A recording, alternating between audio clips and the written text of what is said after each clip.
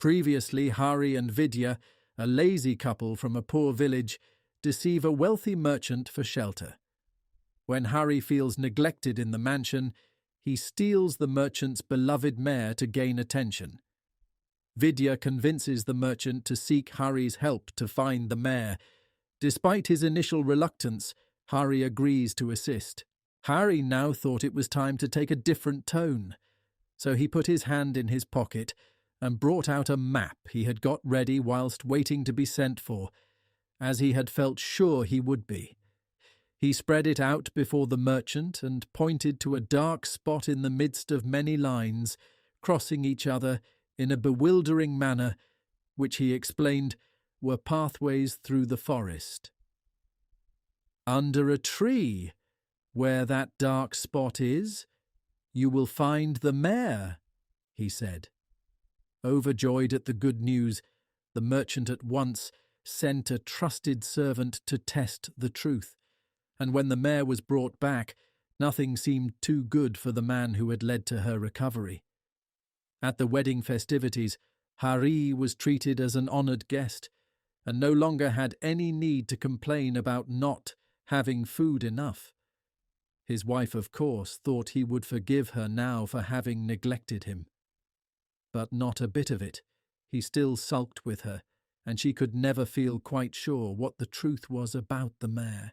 All went well with Hari for a long time, but presently something happened which seemed likely to get him into very great trouble. A quantity of gold and many valuable jewels disappeared from the palace of the king of the country, and when the thief could not be discovered, someone told the king the story of the stolen mare, and how a man called Hari, living in the house of a rich merchant in the chief city, had found her when everyone else had failed. "Fetch that man here at once," ordered the king, and very soon Hari was brought before him.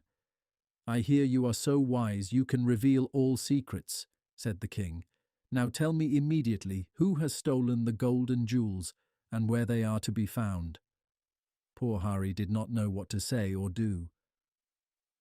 "Give me till tomorrow," he replied in a faltering voice. "I must have a little time to think." "I will not give you a single hour," answered the king. For seeing the man before he was frightened, he began to suspect he was a deceiver. "If you do not at once tell me where the gold and jewels are, I will have you flogged until you find your tongue." Hearing this, Hari, though more terrified than ever, saw that his only chance of gaining time to make up some story was to get the king to believe in him. So he drew himself up and answered, "The wisest magicians need to employ means to find out the truth. Give me 24 hours, and I will name the thieves." "You are not much of a magician if you cannot find out such a simple thing as I ask of you," said the king.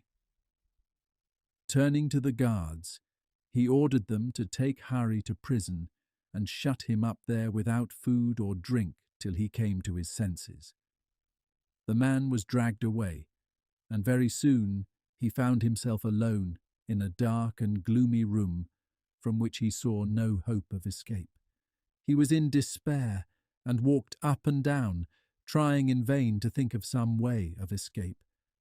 "I shall die here of starvation unless my wife finds some means of setting me free," he said. "I wish I had treated her better instead of being so sulky with her." He tried the bars of the window, but they were very strong. He could not hope to move them, and he beat against the door, but no notice was taken of that. When it got quite dark in the prison, Hari began to talk to himself aloud. "Oh," he said, "I wish I'd bitten my tongue out before I told that lie about the mare. It is all my foolish tongue which has got me into this trouble. Tongue, tongue," he went on, "it is all your fault." Now a very strange thing happened. The money and jewels had been stolen by a man who had been told where they were by a young servant girl in the palace whose name was Jihva, which is the Sanskrit word for tongue. And this girl was in great fright when she heard that a revealer of secrets had been taken before the king. "He will tell of my share in the matter," she thought, "and I shall get into trouble." It so happened that the guard at the prison door was fond of her, as well as the thief who had stolen the money and jewels. So when all was quiet in the palace, Jiva slipped away to see if she could get that guard to let her see the prisoner. "If I promise to give him part of the money," she thought, "he will undertake not to betray me." The guard was glad enough when Jiva came to talk to him, and he let her listen at the keyhole to what Hari was saying.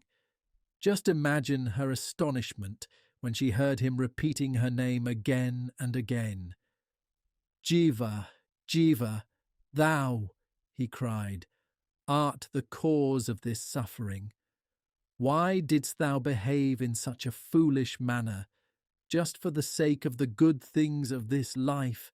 Never can I forgive thee, Jiva, thou wicked, wicked one."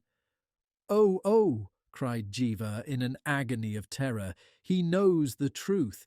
He knows that I helped the thief." And she entreated the guard to let her into the prison so that she might plead with Hari. Not to tell the king what she had done. The man hesitated at first, but in the end she persuaded him to consent by promising him a large reward. When the key grated in the lock, Hari stopped talking aloud, wondering whether what he had been saying had been overheard by the guard, and half hoping that his wife had got leave to come and see him. As the door opened and he saw a woman coming in by the light of a lantern held up by the guard, he cried, "Vidya, my beloved!" But he soon realized that it was a stranger.